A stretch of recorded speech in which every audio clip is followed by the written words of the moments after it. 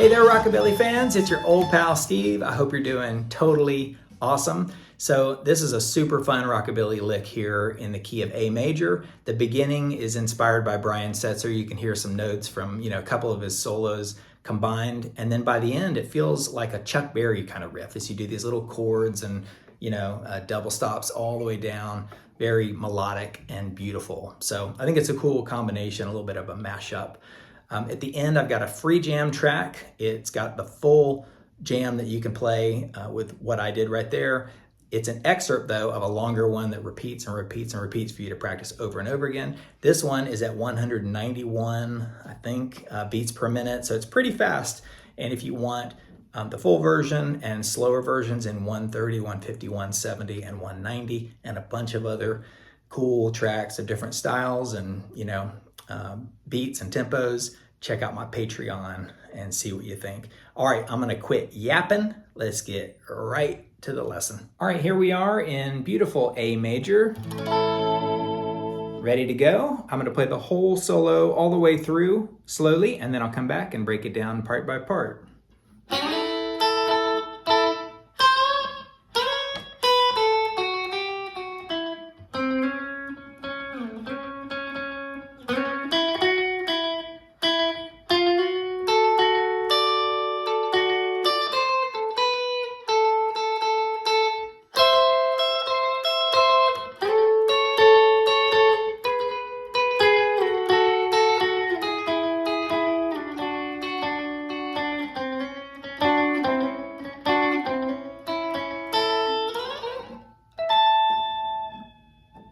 Little Bigsby trim right there at the end just for fun.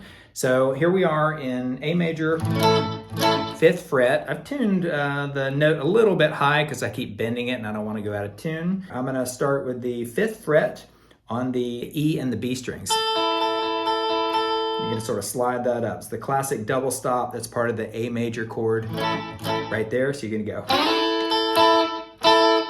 like that. So there's 2 notes, 5th fret, and then you're gonna put your 3rd finger on the 8th fret of the E string, and you're gonna bend it, and you gotta really bend it. Don't bend it too little. You're gonna try to basically bend it up to where it would land there on the 9th fret, but instead of sliding it, which you could do, you're gonna bend it, and you don't wanna bend short or else it'll go like this. It'll just stay dissonant. So you want to give it a good bend to try to get it up to that note. So hear that? It's going even higher. See that? And then you want to stop it when it hits the high part. So like that, sort of stop it, palm mute it. And then you're going to do 3rd finger on the 9th fret of the E string, and you're going to like staccato that one fast like this, like that. You could leave it ringing out, but it's cooler if you go like that. I'll play the whole progression here and then I'll come back.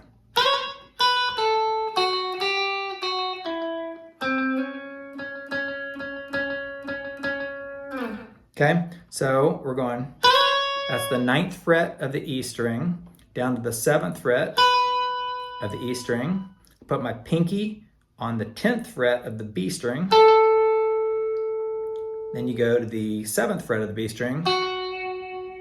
And then I think we're going to the 8th fret. Let me play it again, ready?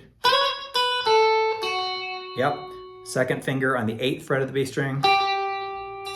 Walk it back. And then 3rd finger on the G string on the 9th fret. And this is pretty cool. This is a great way to get up into a higher area, a higher register of your fretboard pretty easily. You put your pinky, it takes a little bit of work to get the pinky going, but you put the pinky on the 10th fret of the D string and slide it in. Now you may have seen me use my 3rd finger, whatever works for you. So let me play the whole thing.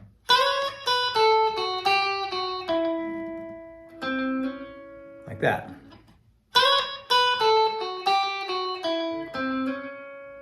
Right there. All right, we're ready for our next part. So we're gonna go.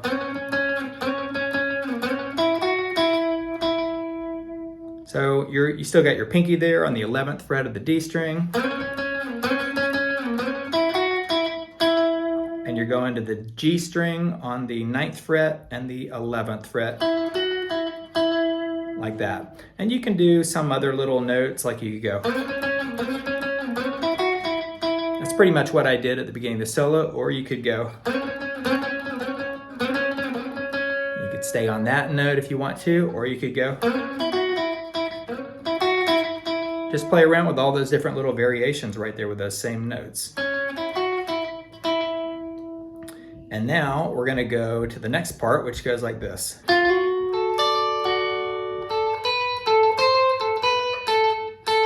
Like that. So we're in, that if you take that A major shape on the 5th fret, well, now we're at the D chord. We're in that, so we're playing that. So I've got my first finger on the 10th fret of the G string, and I'm hammering on to the 11th, and I'm sort of playing the 10th fret of the E and the B strings. And so, and you're hitting sort of any notes, like something like that.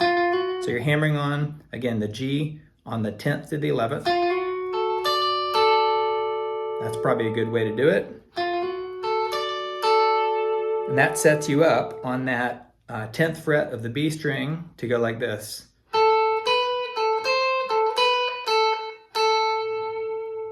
So you get your first finger on the 10th fret of the B string, and you're going to the 12th, back down to the 10th. Then you're using the third finger on the 13th fret, back to the 10th, back to the 12th. So it goes like this. So if I go really slow,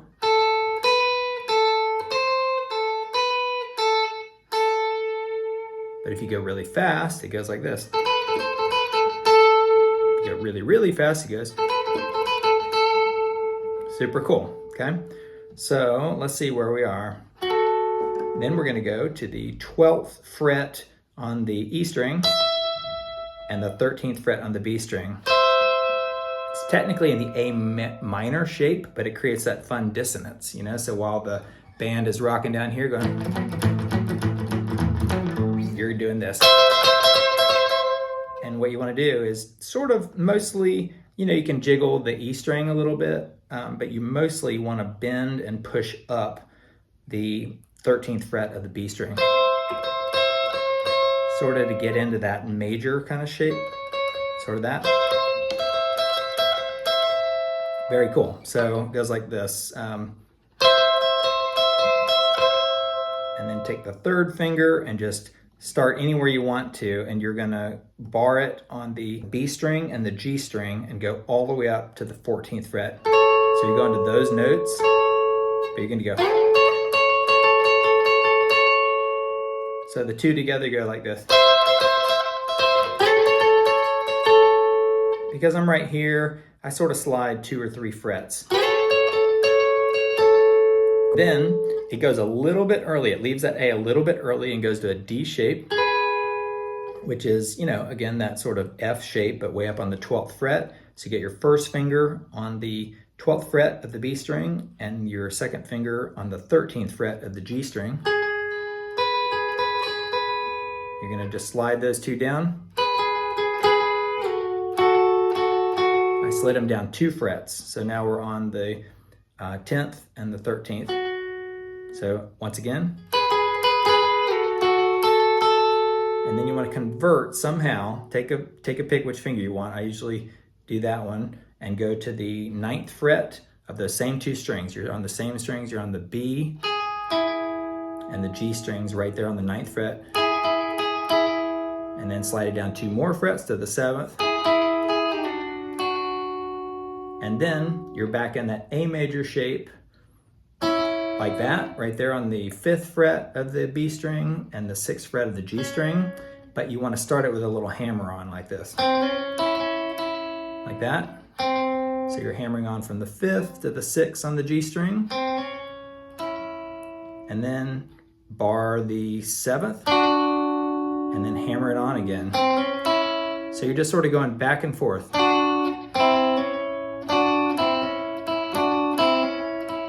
So practice this real quick.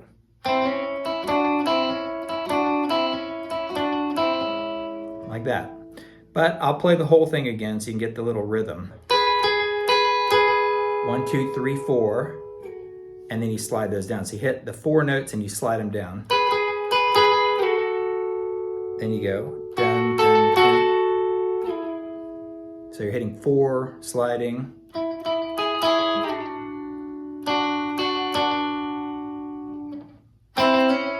So there's a few, I'm not going to try to count exactly whether there's 3 strums of your pick or 4 or whatever. Just get the feel of it, but you're trying to go like this. And